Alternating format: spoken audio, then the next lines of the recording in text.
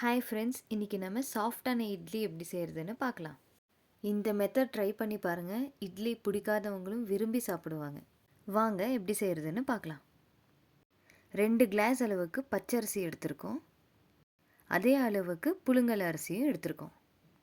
ரெண்டையும் நல்லா வாஷ் பண்ணி ஊற வச்சிடலாம். உளுந்து 1 கிளாஸ் அளவுக்கு எடுத்திருக்கோம். அது கூடவே சின்ன ஸ்பூனில் 1 ஸ்பூன் அளவுக்கு வெந்தயம் சேர்த்துக்கலாம். அரை கிளாஸ் அளவுக்கு அவலை வாஷ் பண்ணி ஊற வச்சிடலாம். உளுந்து ஒரு தடவை நல்லா வாஷ் பண்ணிவிட்டு தண்ணி போட்டு ஊற வச்சிடலாம். நிறைய தடவை வாஷ் பண்ணோன்னா இட்லி அவ்வளோ சாஃப்டாக இருக்காது. உளுந்தை கிரைண்டரில் போடுறதுக்கு முன்னாடி 1 மணி நேரம் நம்ம ஃப்ரிட்ஜில் வச்சு போட்டோன்னா இட்லி சாஃப்டாக வரும்.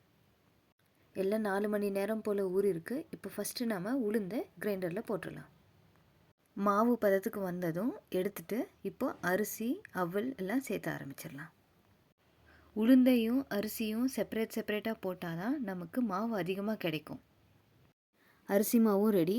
இப்போது 2 மாவையும் ஒரு பாக்ஸில் போட்டு நல்லா மிக்ஸ் பண்ணிக்கலாம். மாவு தண்ணியாக இல்லாமல் கெட்டியாகவே இருக்கட்டும்.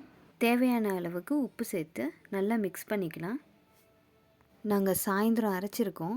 அடுத்த நாள் காலையில் பாருங்கள் மாவு எவ்வளோ நல்லா வந்திருக்குன்னு. இதே மாவில் குழிப்பணியாரம் செஞ்சாலும் நல்லாயிருக்கும், தோசை செஞ்சாலும் நல்லாயிருக்கும். ஆனால் தோசை செய்யும் போது கொஞ்சமாக தண்ணி சேர்த்துக்கணும். இப்போது இட்லி பாத்திரத்தில் கொஞ்சமாக தண்ணி ஊற்றி சூடு பண்ணிக்கலாம். நல்லா தண்ணி கொதித்ததுக்கப்புறம் நம்ம இட்லி தட்டு வச்சோன்னா 10லிருந்து 15 நிமிஷத்துக்குள்ளே இட்லி நல்லா வெந்துடும். இட்லி தட்டில் ஒரு ட்ராப் எண்ணெய் சேர்த்துட்டு எல்லா பக்கமும் நல்லா தடவிட்டு இட்லி மாவை போட்டுக்கலாம். 10 நிமிஷம் வேகட்டும். சூடான இட்லி ரெடி.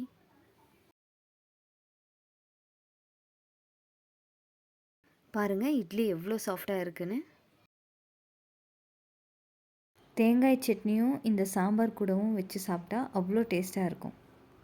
இட்லிக்கு இந்த சாம்பார் தொட்டு சாப்பிட்டா நல்லாயிருக்கும். அதை நான் நெக்ஸ்ட் வீடியோவில் போடுறேன்.